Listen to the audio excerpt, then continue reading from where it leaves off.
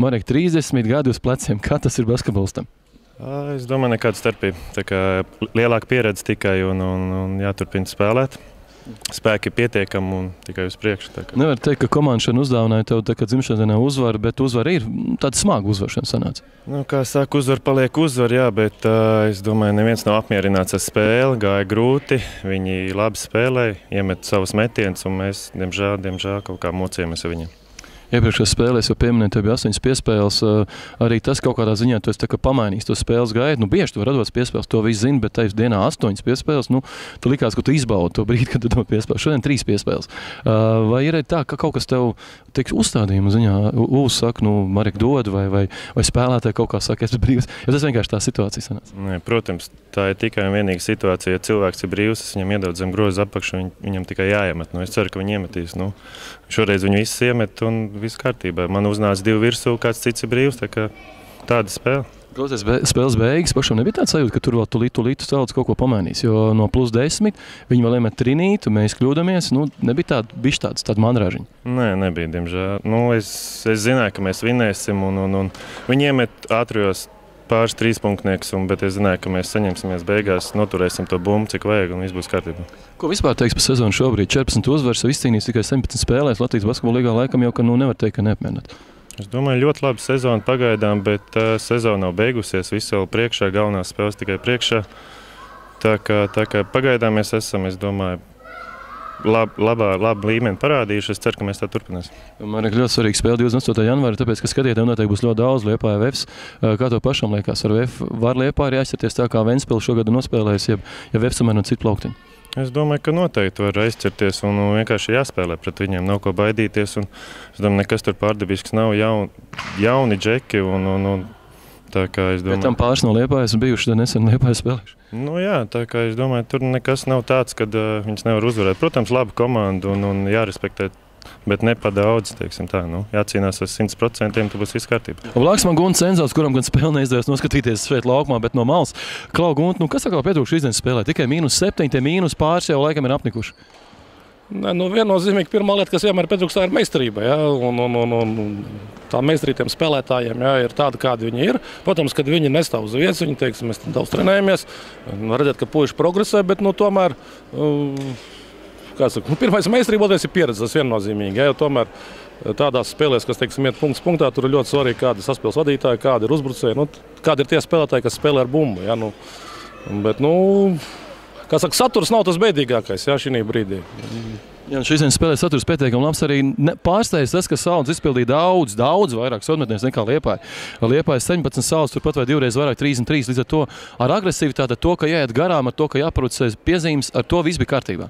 Realizācija arī pietiekami labi, arī tālmetieni labi. Tad kaut kur citās no šīm ainlītēm kaut kas pietrūka.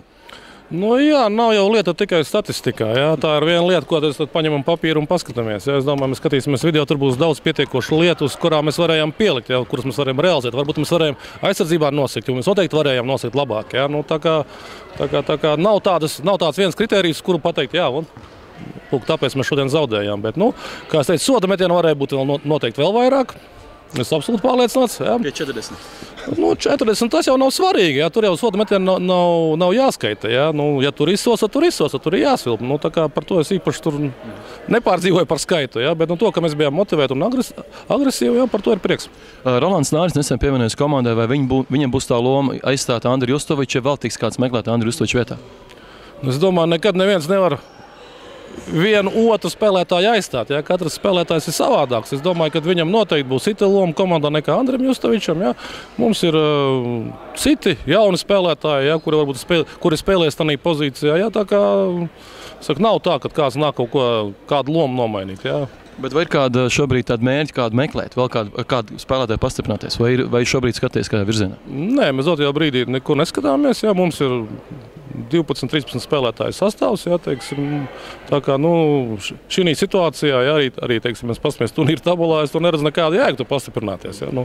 Tā kā mums ir vietējais resurs un ar viņiem arī strādāsim. 14. uzvara Latvijas basketbola līgā izcīnīta, smaga uzvara, pāris punktu starpība, un tajā brīdī, kad tehnisko piezīmi saņem Gunts Cenzals, likās, ka viņi lauza spēles gaitu pa labu sev, jo Liepāja tajā brīdī kaut kur apstājās.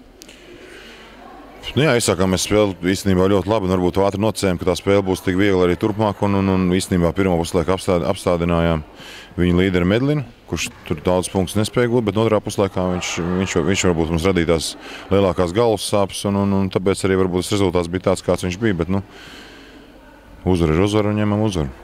Šodien Liepāja 10 bloķēti metieni, kas kaut kādā ziņā arī mēs tam, tu zini, man teikt cipari visādi, es skaistu līdzi un skatos. Un 10 bloķēti metieni, man liekas, ka Liepāja nekad nav bijis. Tā kā ar agresivitāti aizsardzībā tik tālu bija kārtībā. Kāpēc nebija agresivitāte uzbrukumā? Jo Liepāja izpildīja 2 reizes mazāk somtienas nekā Saules. Tas ir labi, ka kāds skaita notikums laukumā un uzskaita visu, tas ļoti labi.